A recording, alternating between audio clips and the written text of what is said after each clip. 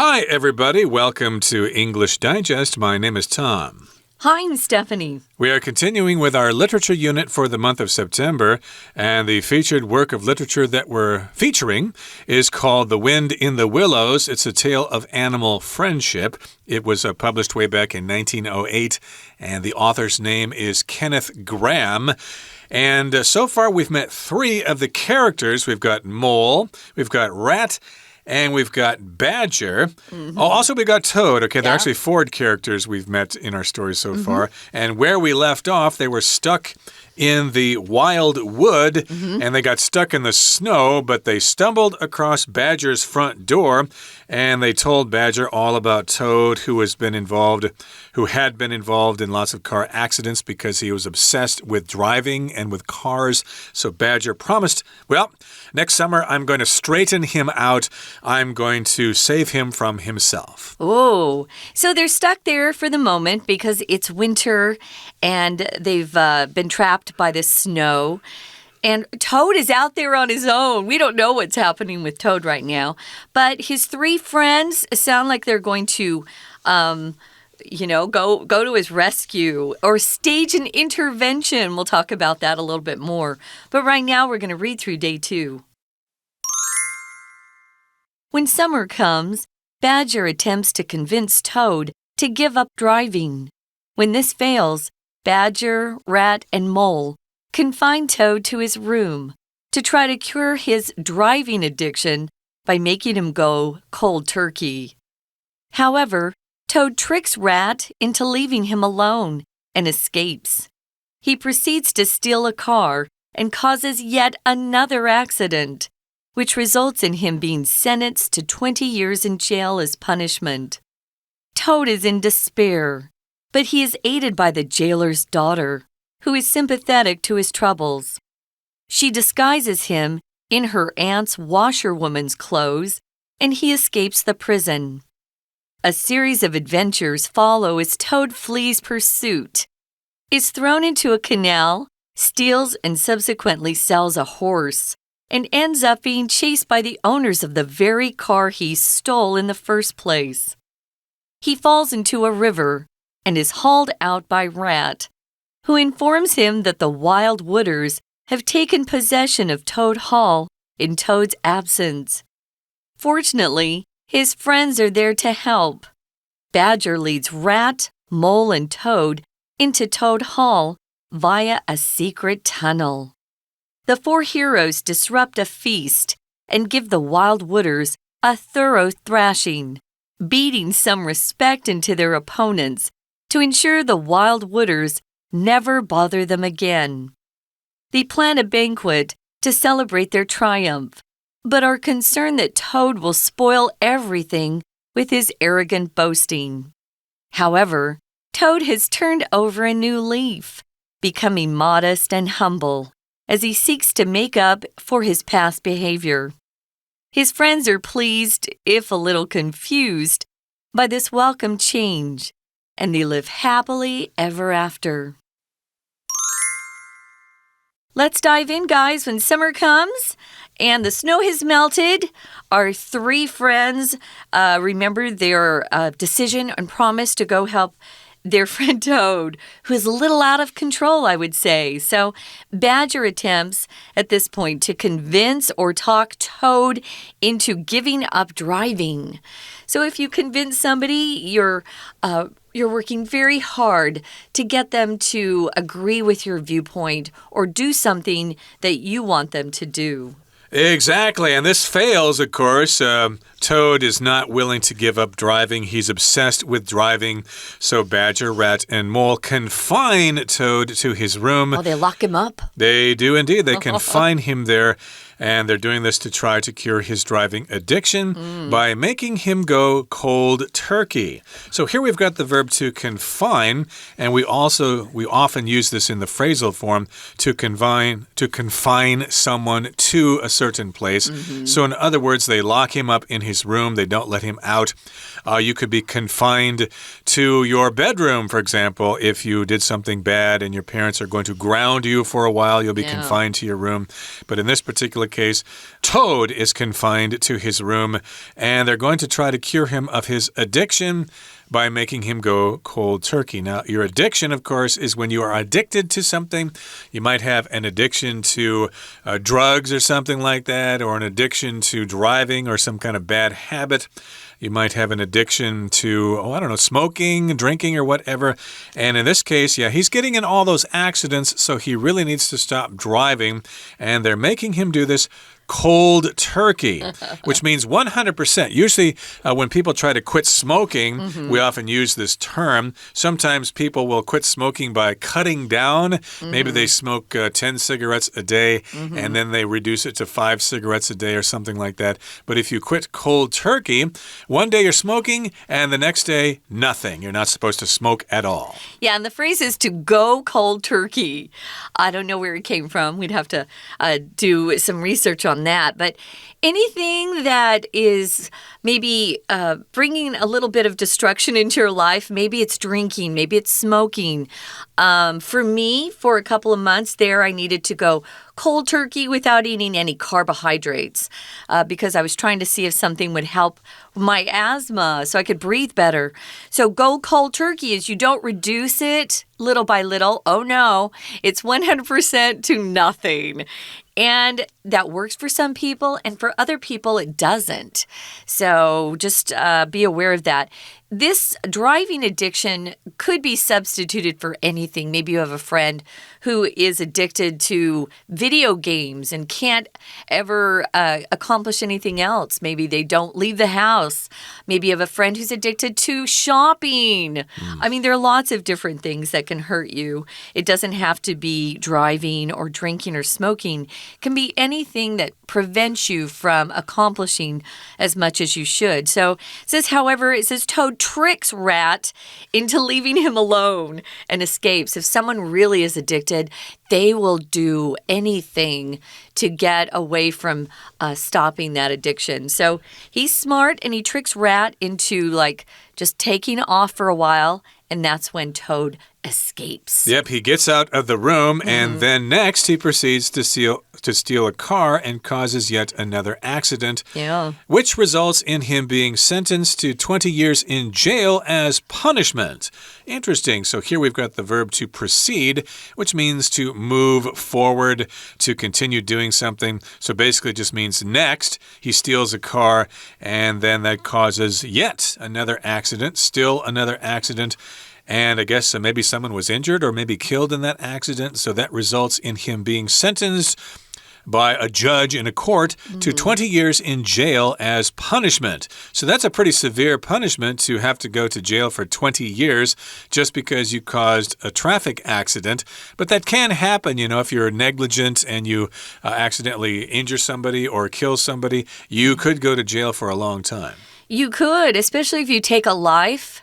If somebody is killed because you were driving drunk or driving, recklessly and not paying attention to what you should. And that is a big, long sentence, I'll tell you. 20 years in jail is punishment. I'm assuming somebody was probably killed, in this accident. So, yeah, you can proceed to do a lot of things. You can proceed to move to the next open teller. Maybe you're at the bank, you're waiting in line, and you proceed to the next window. You'll often see instructions in English if you go to an English-speaking country, and they'll say, proceed to the next teller, proceed to the next open window. So you're going forward, you're doing something. Unfortunately, he makes a bad decision, steals a car, that's illegal too, people, and causes a pretty serious accident. Okay, moving on to the next paragraph here. It says, Toad is in despair, which means he doesn't like being in jail. He's at the end of his tether. He's at the end of his rope. Oh, I got to get out of here. I can't be in here. I'm obsessed with cars. I can't drive when I'm in jail. This really sucks. Yeah, he's no freedom either. Crazy.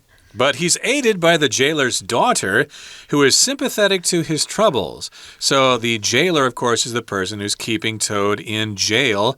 And the daughter sees Toad's despair, and she thinks, oh, I feel so sorry for him. I'm sympathetic to his troubles. So sympathetic means you have sympathy for somebody. You kind of feel the way they're feeling. You feel sorry for them, and you wish you could help them. So he's sympathetic to Toad. Yeah, he really needs to be out of jail. He should be out there driving. That's what makes him feel really happy. He must be showing his good side to the jailer's daughter. Maybe he's talking about how much money he has. Maybe she's helping him out of the goodness of her heart, or maybe he's promised her some money. We don't know. So she disguises him. So if you want to escape prison, you're going to need a disguise, because if they see you in your prison clothes, and prisoners have to wear, prison attire, there's no way he's going to escape the jailers. So she disguises him. If you disguise yourself, you conceal your identity. You maybe have a wig on. Maybe you have different clothes. Maybe you dye your hair. Some people will wear baseball caps and pull them down low so you can't see who they are. She disguises him in her aunt's washerwoman's clothes. So he's really well disguised. He's even looking like a woman, and we know he's a guy in this particular story. He's a male. So she helps him escape prison. She could be arrested for that. That's aiding and abetting a crime. You're helping someone commit a crime. Exactly, but I suppose the jailer thought that this washerwoman was legitimate. Oh, she's here to clean up the jail, so let's let her go. It's okay. And he manages to escape the prison, and a series of adventures follow as Toad flees pursuit, is thrown into a canal, steals, and subsequently sells a horse, and ends up being chased by the owners of the very car he stole in the first place. That's a very long sentence, and I think we're going to wait to explain it after we take a break now, so please stay tuned and listen now to our Chinese teacher. 听众朋友大家好，我是安娜。我们今天要继续昨天的故事柳林风声。我们昨天讲到有几个主角哦，一个是 mole 鼹鼠，另外一个是 rat 河鼠，还有一个呢就是很有钱的庄园老大叫做 toad 蛤蟆，还有一个比他更老的老大叫做 badger 就是老獾呐。好，然后我们昨天有看到啊，就是这个鼹鼠啊，因为到这个森林里面，然后发生危险，朋友去救他。那接下来呢，我们来看到一下故事怎么发展呢？我们昨天有提到说，蛤蟆因为特别迷所谓的驾驶，然后呢就发生了很多事情。所以今天故事就一开始说啦，夏天来临的时候啊 Badger 老獾就想要说服蛤蟆，真的不要再一直开车了，很危险啦。可是当老獾尝试这么做的时候，也没有成功，所以老獾、河鼠跟鼹鼠就试着把蛤蟆关在房间里面，想要直接就阻断他不要再开车了，因为他驾驶成瘾。我们在第一段这个地方啊，请注意一下第二句。第二句当然到最后面，我们看到一个 by 加动词 ing 表示方法，借由如何如何。可是后面的那个如何如何很特别哦，因为首先我们看到一个实义动词 make someone do something by making him 指的是 toad 就是蛤蟆Go cold turkey。 那这个 cold turkey 字面上是冷的火鸡，冷火鸡是什么意思呢？其实冷火鸡就是直接戒断的方式，通常可以说比如说 cold turkey treatment 就直接戒断的疗法， turkey go cold turkey 就是所谓直接戒断，而不是循序渐进的戒断某一个事物，所以这个是很特别的意思。当然它有一个很复杂的起源啦，大家也可以 Google 看看，而且是从上一个世纪就开始很复杂的起源。好，接着我们就来说咯，不过 Toad 可没有这样子容易被关呢，他后来就欺骗河鼠，就让他独自一人，结果就逃走了。逃走了之后又偷了一辆车，然后又发生了另外一个 accident， 然后居然就被关了20年进监狱。好，我们接下来看一下在第三句的地方。第三句我们特别注意一下 trick someone into doing something 的用法，像我们会说啊，劝某人做一件事情叫做 persuade someone to do something。如果你用 talk 会说 talk someone into doing something， 当然在这里的 trick 就有那种拐骗的意思啦。不过第四句我们有看到一个补充说明的关系子句，这个意外就导致了 Toad 居然被关了20年的监狱。那个 accident 后面逗点之后的 which 到句尾就可以抓出来，是补充说明性的。不过你真的以为 Toad 会在监狱坐20年吗？没有诶。虽然 Toad 是非常 despair 很绝望，但是狱卒的女儿啊对他表示同情，而且还帮助他逃狱。所以后来蛤蟆逃出来之后就一系列的逃亡，然后就发生了很多事啊，什么扔进运河，偷一匹马就被卖掉，然后呢又被偷车的主人追赶等等等之类的。我们在第2段可以特别注意一下第3句这个地方。第3句一开始是 a series of adventures， 那特别注意后面 a series of adventures follow， 后面的 as 我们说过啊，如果在 as 后面有找到连接词，类似像这里的 flee 逃走，那么 as 当连接词的时候就会有3种意思：一 because， 2 when， 3如同好像。在这里其实表时间，好，表示时间，所以就当他逃走冒险的时候，一系列的这个 adventures 的时候呢，就发生了。我们刚刚说有包括被丢到运河啦，然后又偷东西啦，被追赶啦等等之类的。 We're going to take a quick break. Stay tuned. We'll be right back.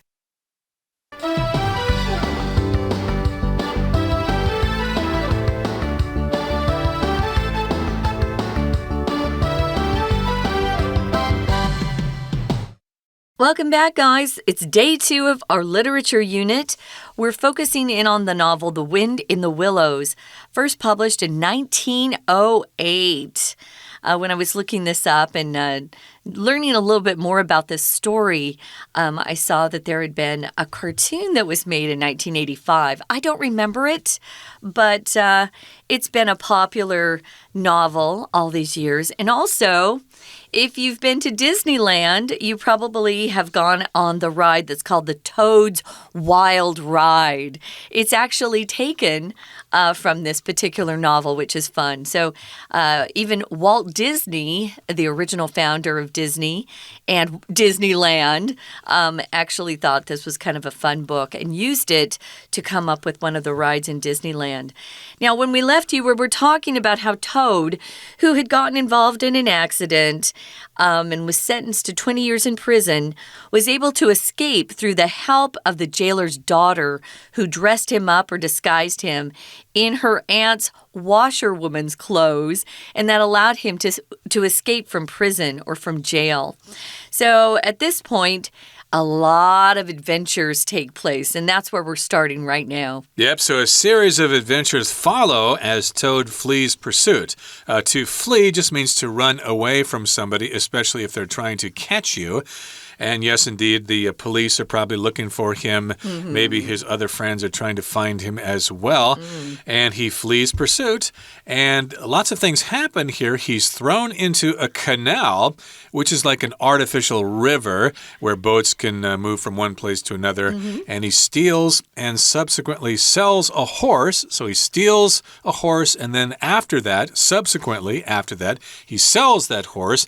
And then he ends up being chased by the owners of the very car, the actual car he stole in the first place, which means that was the car he stole, and he got caught and he was thrown into jail. He actually is chased by the owners of that car that he stole way at the beginning before all this trouble started. Yeah, remember, he stole the car, he causes another accident, and that's when he's sentenced to 20 years in jail as punishment.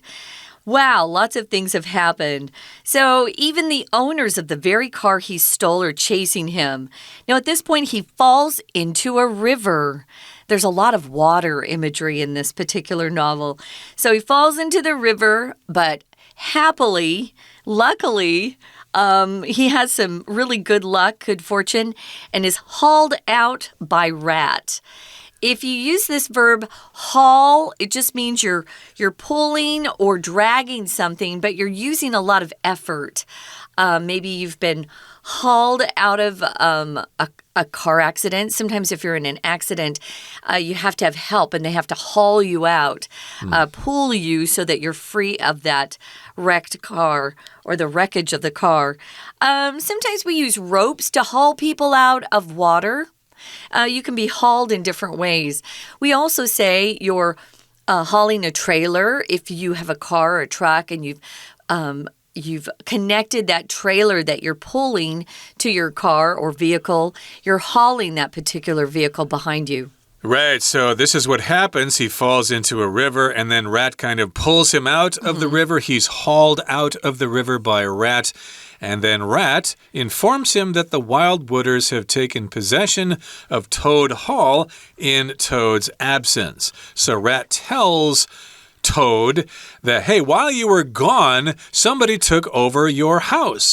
They took over Toad Hall. They have taken possession of Toad Hall.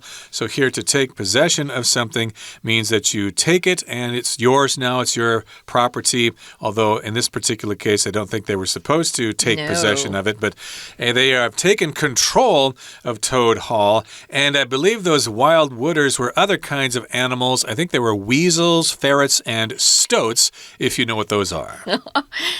They're wilders, wild wooders, so they're probably causing a lot of damage in Toad Hall. Remember, Toad's place, Toad Hall, was probably quite fancy, a mansion. It even has its own special name, Toad Hall. So they're probably making a mess in there, and they don't care because they're wild wooders who do what they want, and they don't follow the rules. Well, fortunately, it says his friends are there to help. Now, we've got his friends Badger, Rat, Mole, and Toad. And Badger, remember, is well respected by those in the wildwood. So he's leading Rat, Mole, and Toad, who aren't from the wildwood, and they're going into Toad Hall via a secret tunnel. So luckily, they know about this secret tunnel. A lot of these mansions, especially back east in America and in the UK, a lot of these mansions had secret tunnels built below so that the owners could go and come freely. A tunnel is an artificial underground passage that's built for people to go from one place to another, but it's underground. So they know about this, of course, because they're being led by Toad, who knows about the secret tunnel. But Badger's helping his friends, and they get into Toad Hall via or through. That's what that word means. It's also pronounced via. You can say via or via, from or through this secret tunnel. What happens then? Well, the four heroes disrupt a feast and give the Wildwooders a thorough thrashing. Ooh. So if you disrupt something, you get in the way, you stop it from happening. In this particular case, these animals are having a feast, which is a big special meal to celebrate something. And they disrupt it, they interrupt that feast, and then they beat them up. They give them a thorough thrashing. A thrashing, of course, is a beating. And I guess there's some violence in this book here. And they beat some respect into their opponents to ensure the Wildwooders never bother them again. So we've got an interesting usage here, to beat some respect into somebody. Yeah. For example, maybe somebody you know isn't talking sense, so maybe you can hire some goons to beat some sense into that person. So they'll be treated violently until they comply. Or you could probably say beat the truth out of somebody. Somebody's not telling you the truth, so you actually use violence to get them to tell you the truth, to beat the truth out of someone. But in this particular case, they actually beat some respect into them so that they will respect Toad from then on. They will not try to take over Toad Hall again in the future, and the Wildwooders will never bother them all again. Yeah, I was watching a show that is about mafia members, and they like to beat some respect into their opponents. So I was watching Tulsa King, and they tried to do that. They felt like, well, if we just show them we're stronger than they are, they'll leave us alone. Sounds like the Wildwooders had to have some respect beat into them by the friends. So Badger, Rat, Mole, Toad. I wouldn't expect that they had that much strength, but they did, and they felt like they were on the side of right and not wrong, because that was Toad Hall. That was a mansion that belonged to their friend and not to these Wildwooders who took possession. They plan a banquet to celebrate their triumph because they won, and a banquet just has a lot lot of food that's there. It's usually lots and lots of different dishes, and you have a banquet to celebrate something like a wedding. We have wedding banquets that are very popular here in Taiwan. There's lots and lots of food to celebrate someone's wedding. They celebrate their triumph. They won, and they're concerned, though, still, that Toad will spoil everything with his arrogant boasting. Remember, we talked about him being very self-important, that he exaggerated. He's arrogant. So if you're arrogant, you kind of look down on others. You think you're better than they are. And nobody likes that. And if you boast, you're bragging, you're showing off, you're telling everybody how great you are and the things that you have are so great. That's going to mess up everything. And that's why we use that phrase, to spoil everything. Mess up what they've accomplished so far. Right, again, he's arrogant. Of course, he thinks he's more important than he really is. However, Toad has turned over a new leaf, becoming modest and humble as he seeks to make up for his past behavior. So if you turn over a new leaf, you completely change your personality, usually from a bad personality to a good personality. Maybe you used to be a drug addict and you were drinking all the time and skipping work and skipping school and stuff like that. But hey, you turned over a new leaf. Maybe you became religious or something like that, or you had a bad experience and learned your lesson, and you change yourself totally into a new person. Now he's modest and humble, which means you don't really boast or brag a lot, and he wants to compensate or make up for his past behavior. He doesn't want to be a bad apple anymore. That's so great. Well, his friends, of course, are very happy about this. They're a little confused. This is a different Toad than they've known before, but they welcome the change. And as a lot of these stories end, they live happily ever after. So things are good in the future. And it sounds like Toad's going to stay on the straight and narrow road, which means he's going to continue being a good guy and not fall into his bad habits or his addictions that he had before. We wish them well, don't we? We certainly do. And now we're going to listen to our Chinese teacher to finish up our lesson. 后来因为蛤蟆就掉到河里嘛，被河鼠救起来了。河鼠是他的朋友，河鼠告诉他说，野灵者啊，趁着蛤蟆不在的时候，居然把他的庄园给占据了。好，我们来看一下第二段第4句这个地方，这里的第4句啊，从 rat 后面有一个打逗点的 who， 当然我们知道这里就是补充说明 rat 发生什么事，可是逗点之后的 who 一直到句尾，我们中间要看一下有一个占据这个片语 take possession of something， 还有后面的 in Toad's absence， 这里 in Toad's absence 可以特别抓出来，因为 absence 指的是缺席不在场， in one's absence 指的就是当某人不在的时候。那这个时候像这一种的片语啊，通常就是我们比较不会主动用出来的，因为如果我们说当蛤蟆不在的时候，或许我们会写成 when Toad was not there， 但其实一个片语就可以解决这样的概念。好，那当然很幸运的就是蛤蟆的朋友就在那边帮他啦，所以老獾就带着河鼠啊、鼹鼠啊、蛤蟆，就是想要回到蛤蟆庄园去赶走这一些 wild wooder， 这些野灵的这一些坏蛋。接下来发生什么事呢？当然就发生了一系列的这个打斗啊，然后惩罚啦。后来真的成功的把这些 wild wooders 给赶走咯。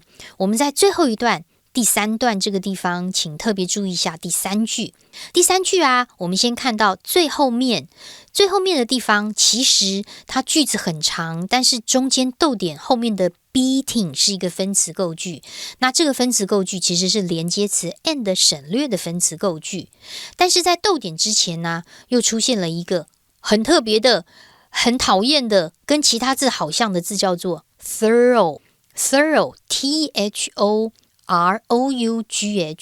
最后的 G-H 是不发音的。thorough 是形容词，它指的是完整、包含很多细节的意思。好，所以 thorough 有时候还会搭配哪些字呢？例如你写的报告很详细， It's a thorough report， 或者我们对事情的一个 plan 计划非常的周详，我们也可以说 a thorough plan。好，那当然大家一起朋友合作，把这些野灵者赶出来之后，就计划要可以举行一个这个宴会啊，来庆祝胜利。但是朋友又担心蛤蟆会因为很傲慢就破坏了一切，但是其实到故事的最后，蛤蟆已经改过自新，变得很谦虚嘞。我们在第3段后面特别注意一下第5句哦。第5句逗点前面先把 turn over a new leaf 画起来。其实我们在过去几个月当中啊，杂志里面的片语单元有特别讲过，这里的 leaf 不是叶子的意思，而是书页，所以翻了一个新的书页，其实就是改过自新的意思。